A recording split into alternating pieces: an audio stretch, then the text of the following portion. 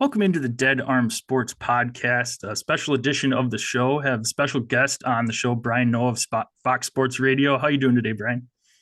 Great, man. Good to be on with you guys. Let's talk Yeah. some ball. Awesome. Yeah, we appreciate your time here. Why don't we start it off for the listeners? Why don't you tell us a little bit about yourself and how you got involved with Fox Sports Radio? I'm big into philanthropy, huge. I'm not. I hopefully one day I'll have enough cash to do something like that. But no, just a sports talk radio host. Been with Fox Sports Radio since, at the end of 2013. So been with them for a little while and done some local shows throughout the years as well. But been a sports radio guy for, the better part of 20 years now. Awesome. Yeah, I mean, I really moved over to listening to Fox Sports. I pretty much followed Colin over back in 2016, and that really kind of got me listening to pretty much exclusively Fox Sports Radio. And so I guess basically since 2016, I've heard you from, doing weekends, doing fill-in stuff, now doing, I believe, are you still doing the nightly on the weekdays, that nightly show? No, so for the football season, they just have me doing the pregame shows. Okay, so the Saturday, Sunday mornings. Okay, perfect. Yeah. So, I mean, you've obviously had, worked your way up, you've had a pretty nice rise over the last few years. Is there anything that, you've done you can maybe say really helped out your career and has kind of helped you grow like that? Or is it, and anything that you can kind of attribute towards that genuine rise over the last few years? Not really, man. It's really just, it's get your reps and network. You're going to hear everybody say that, man. It's really just, a lot of it is who you know and building relationships, because once you get more reps, you're going to fine tune what you're doing. You get better along the way. You learn things. You hear things from certain people. It's a lot like music, I think, where you might be influenced. If you're a musician, you might be influenced by certain bands or certain musical acts while you're coming up with your own style. You're coming up with your own flavor. You're not trying to just blatantly rip somebody else off. So it's like you'll hear things along the way and say, that's kind of cool. I kind of want to incorporate it into my own thing here. So you do that along the way, but it's all about building relationships. If you don't do that, man, you have to be a star of stars to really rise, because you have to build those relationships. And I think that helps you, get to the next level is really what it's about. Yeah, for sure. All right, so let's dive into some football talk. That's what we are here for. With both of us being Badger fans, Brian, I have to start off with the Badger question. Big surprising hire this offseason. I mean, one, did that surprise you as much as it surprised everyone else with Luke Fickell leaving Cincinnati to come over? And I guess where do you see him being able to take the Badger program? Yeah, well, it'd be really interesting in the Big Ten with, as a whole, with USC and UCLA coming over. So you see that in 2024. So it's just change, it's changed across the college football landscape. But yeah, with Luke Fickell, I was born in South Bend, Indiana. So Luke was possibly in line for the Notre Dame gig, and it didn't quite work out. He wanted to be focused on the playoff matchup against Alabama. And so he was still at Cincinnati this past year, and things changed, and he's at Wisconsin. I think it's a great hire for you guys. And I'm just curious how it goes from here. It was weird because I went with my girlfriend to Madison during the year. I've never been to a Wisconsin game, but we just were passing through town and we stopped by the stadium, and it was right after they fired their head coach, and it was this plaque. It was like, I forget what it said exactly, but it was like the 100 most influential people within the last 100 years of Wisconsin football. And it was like, they just fired that guy. Right. So it's kind of random, but look, man, I think that getting Luke Fickell is a big deal, because he was in line, and no disrespect to you guys, he was in line to get some like higher profile jobs. So to land him, I think is really good for the program. Yeah, I think I mean, I would second that. As soon as that news came out, I was ecstatic, especially given his recruiting ability. I mean, in last year's draft, Cincinnati had 9 guys drafted. You don't see that out of Cincinnati, a Cincinnati program, and we've certainly never seen that out of a Badger program. So hopefully, as long as he can keep recruiting that way, I think the Badgers are certainly arrows pointing up.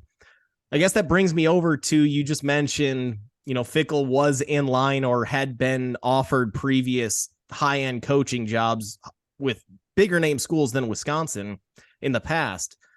That brings me over to a couple of schools that have somewhat overachieved. TCU certainly overachieved this year, I think.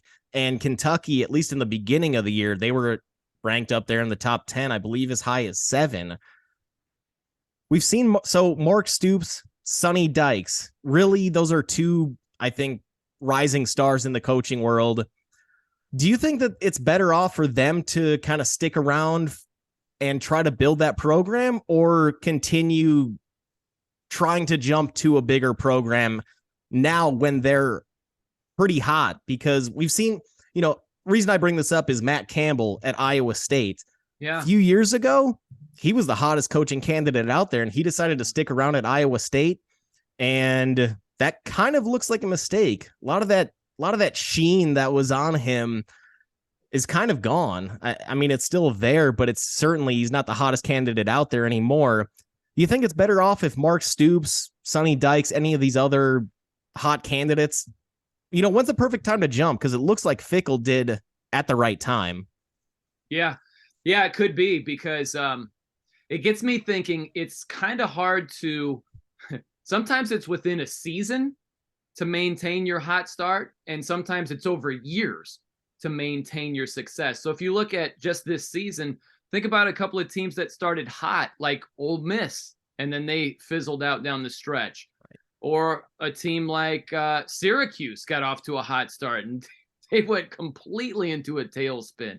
And sometimes it's over seasons. I think of Luke Fickell, right? When you're able to get to a college football playoff berth from a group of 5 school, that's huge. So to maintain that type of consistency going forward is really tough to do.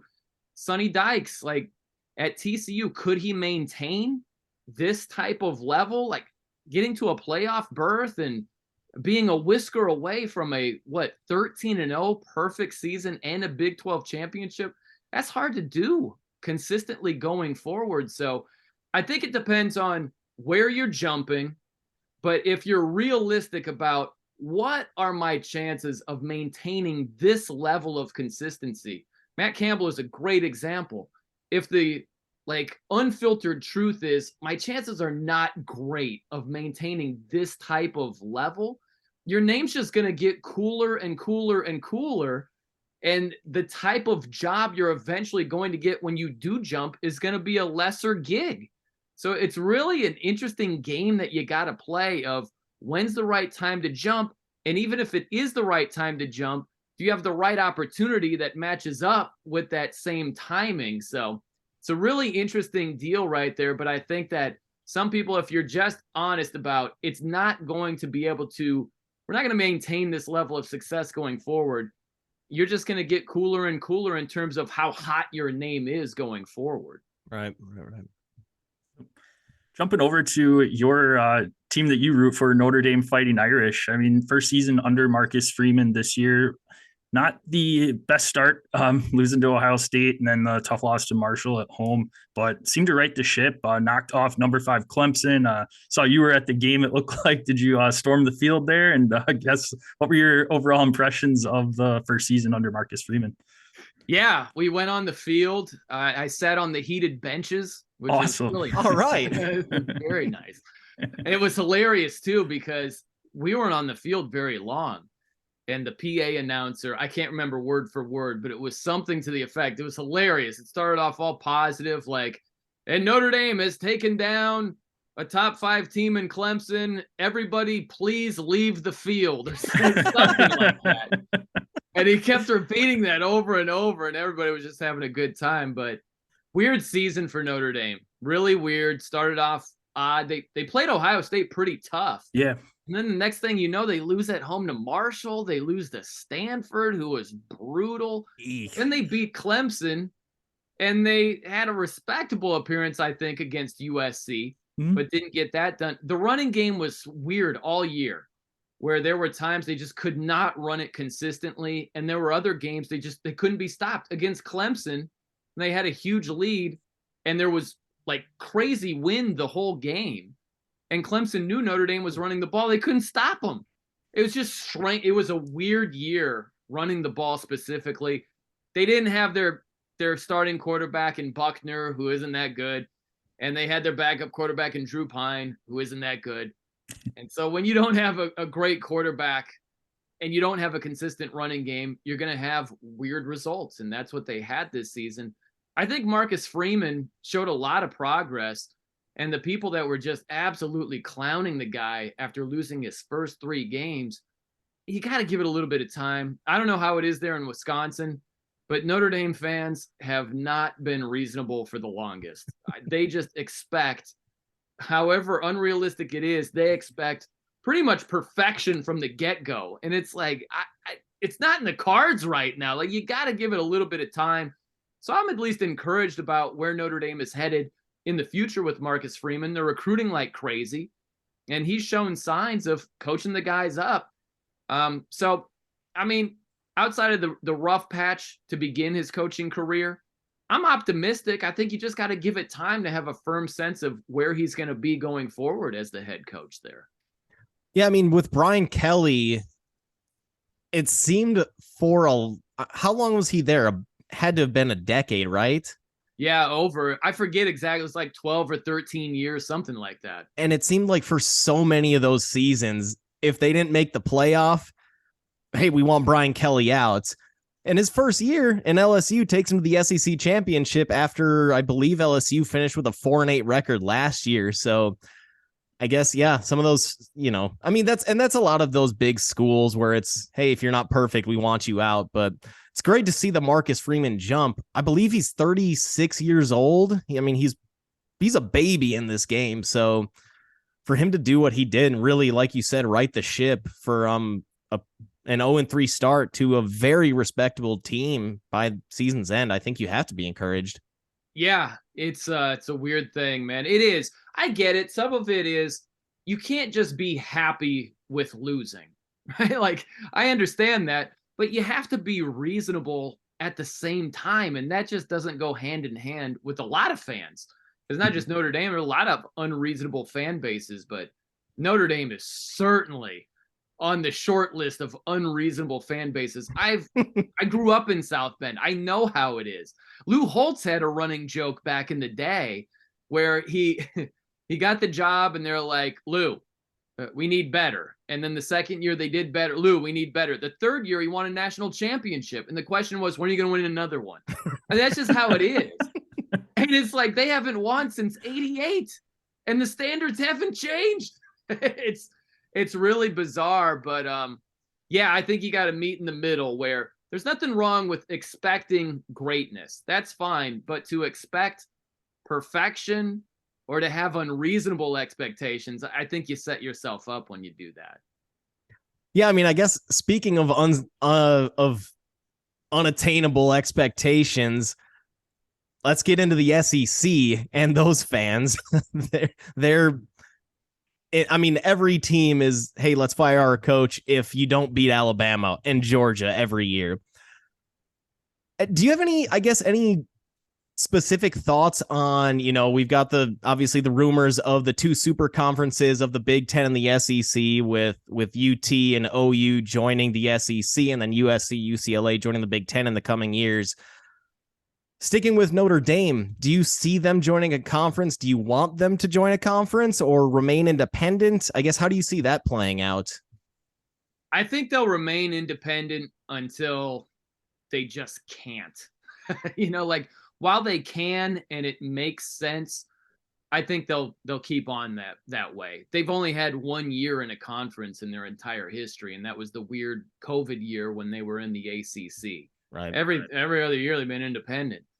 And so unless we start seeing more of these like super conferences, let's say that the Big Ten grows more, the SEC grows even more, and it just doesn't make sense. It's like Notre Dame's on the outside of the party looking in. I think they're going to remain independent. And with it going to a 12-team playoff, I just don't see how they have to join a conference. Mm-hmm. So if it's their preference to remain independent, I think the landscape of college football is going to remain such where they can. And as long as they can, I think they will. With that 12-team playoff, are you a fan of that? I guess there's some people that want to keep it to 4 teams or maybe expand it to 6. What do you think on the 12? Yeah, I think that going to 8 makes sense initially. And then if you want to expand it from there, okay, just see how 8 plays itself out. But it goes to 12. My whole thing is if it's going to be 12, cool. I want the regular season to mean as much as possible. So I'm in favor of pretty much doing exactly what the NFL does. Like have all these playoff games at home campuses, except the championship game. That's the way the NFL does it. Every single NFL playoff game is at a home stadium, except for the Super Bowl. Like that's what college football, that's the biggest strength of college football. Can you imagine some of these atmospheres? It'd be tremendous. It'd be amazing. Yeah, come playoff time. And that to me is a big deal and can help the regular season out.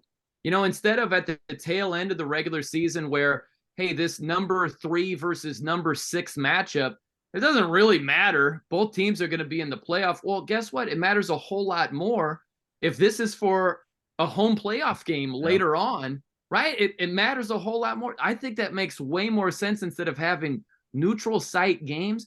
I don't dislike the bowls. I'll watch all the bowls this season, but I just don't think within the playoff structure, it makes college football better. I think it makes it worse. So if you're going to make it 12, fine. I would just absolutely be on all home playoff games except the championship. And then they're just trying to work their magic to get the first round at home playoff at home stadium. That's like, really? I think it should be every game except the championship. Well, and that's kind of, something that I've heard being talked about and I've thought about a little bit myself. That Michigan-Ohio State game, that's the last regular season game every season. If those two teams, assuming that they remain as top 10 teams, how much, does that last game mean? I mean, I guess I get that it's still Ohio State, Michigan, but what if Michigan this year decided, hey, we're going to make it regardless. Let's sit JJ McCarthy. Ohio State saying, let's sit CJ Stroud, Marvin Harrison. We've already lost some wide receiver depth with no Jackson Smith and Jigba. So what if they decide, hey, let's rest our players. We're going to make the playoff anyways. So I'm in agreement there that I was 100% in favor of going to 6. And that would basically kind of follow the previous NFL model before they expanded to the 7th team. Where you just get the first 2 teams, get the bye and move on from there. Because I mean, college football, it's the best regular season in sports.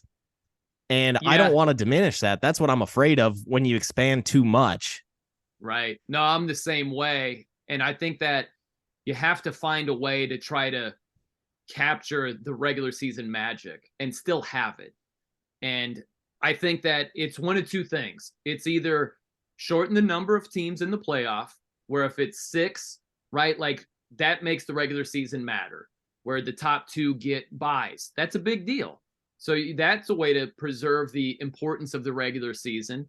And if it's 8, right, you still have a relative small number of teams that are going to be in the playoff. If you expand it to 12, if you don't have home playoff games, you're really running the risk of the exact scenario you laid out playing out, where it's like, why don't we just rest our guys and be healthy going in? That means more than what, like having a first round bye, or, right? Like I don't want it to be a situation like that.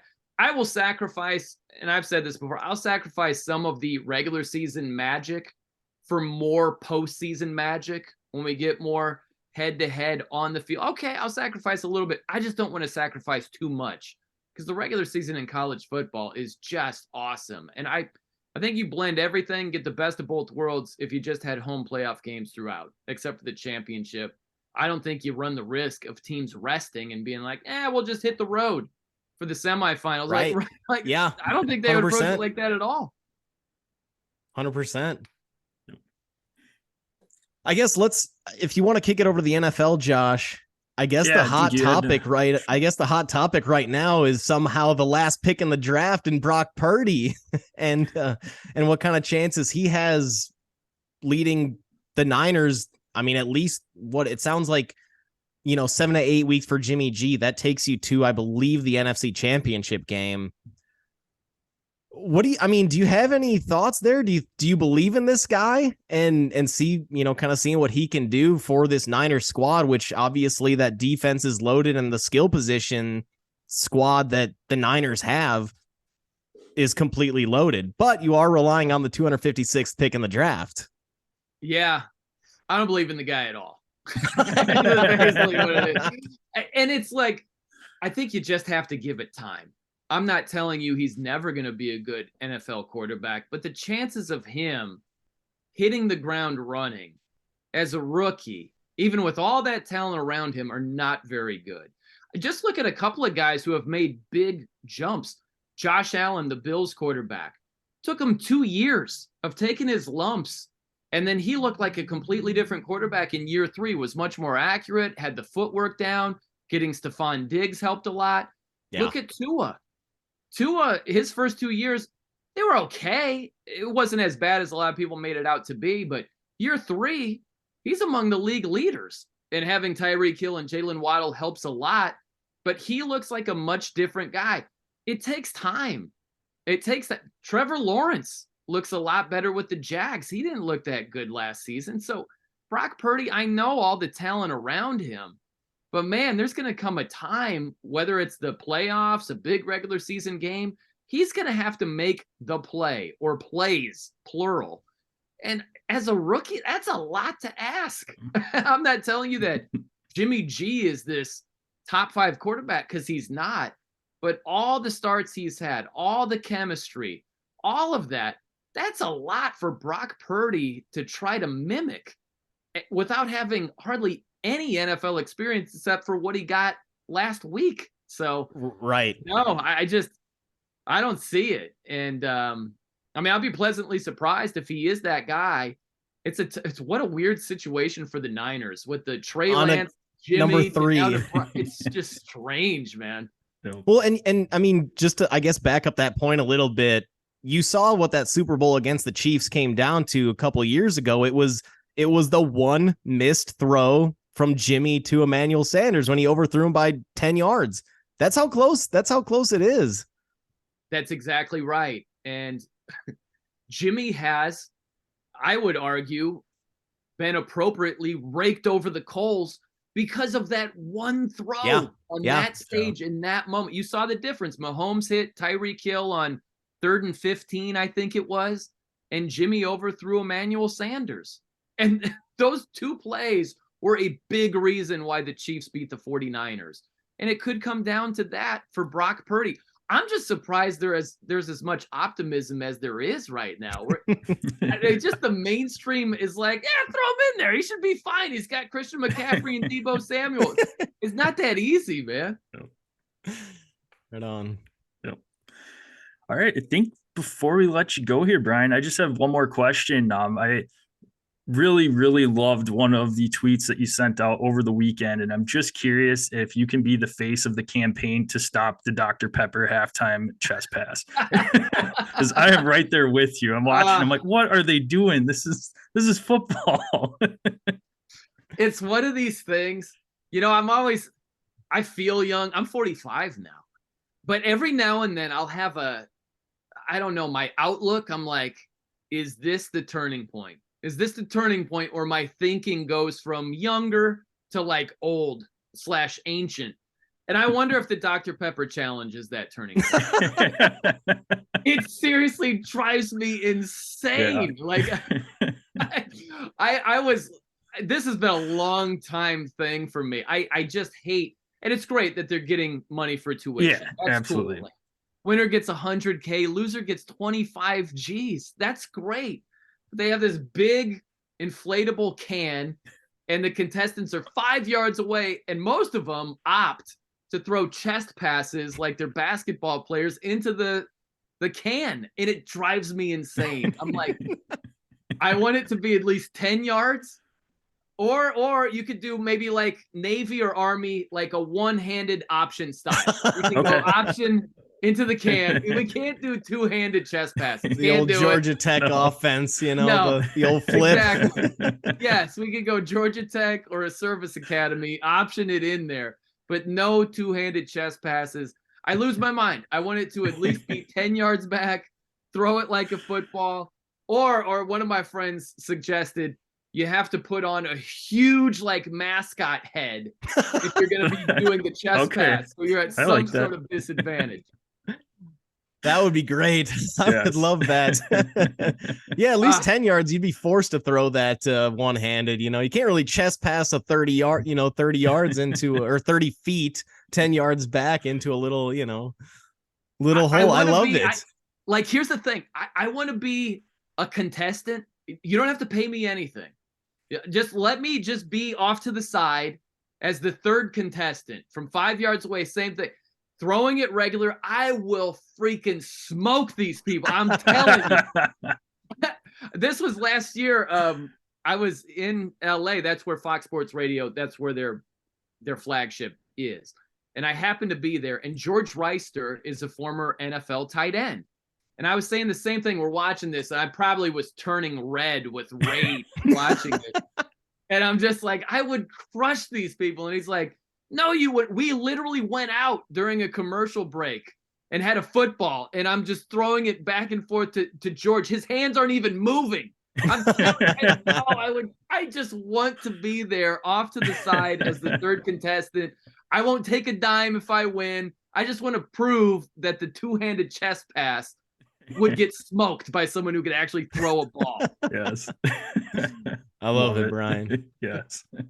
Awesome. Well, before we let you go here, Brian, for our listeners, where else can they find you at as far as social media and when your radio show is and everything? Yeah. So Twitter is the best way, at the Noe Show. I spell my name Noe. So at the Noe Show is where to find me. My Instagram got hacked almost a year ago. I was literally walking into the Arizona Cardinals, Los Angeles Rams wild card playoff game, and it got hacked, and I've never seen it back since. So I don't even know. Okay. I might start a new IG, but right now Twitter is the best way, at the Noe Show. And yeah, countdown to kickoff. It's just 3 hours before kickoff, so 9 a.m. until noon Eastern on Saturday, and from 10 a.m. to 1 p.m. Eastern on Sunday. Just Fox Sports Radio. That's where you can find me. Awesome. Yeah, I know Dan Byers, he was whining, complaining for a couple of weeks about his Twitter getting hacked. So oh, did it? I didn't know that. Oh man, it's dirty when that happens. No kidding. I hope he gets that back. That's not good. And that's another thing that makes me feel very old, where I'm like, how do I go back? How do I go about getting it? Like, who am I supposed to contact? I just feel so old. I have no chance. Well, and one of the two, Covino and Rich, one of those two, one of theirs got hacked pretty recently too. So I guess something's up with Fox. Going around. No. Man, you guys need a firewall or something. Over here. Crazy. Gotta be careful. No kidding. Awesome. Well, thank you so much, Brian, for jumping on here and being generous with your time with us today. We really, really appreciate it. Yeah, man, no problem. Good to be on with both you guys. Good to talk ball, and hopefully we'll do it again sometime. I had fun with you. Awesome. Well, thanks, Brian. Yeah, you got it, man. Hope you guys have a good night. You too, Bob. You too. All right, I'll see you. See you guys.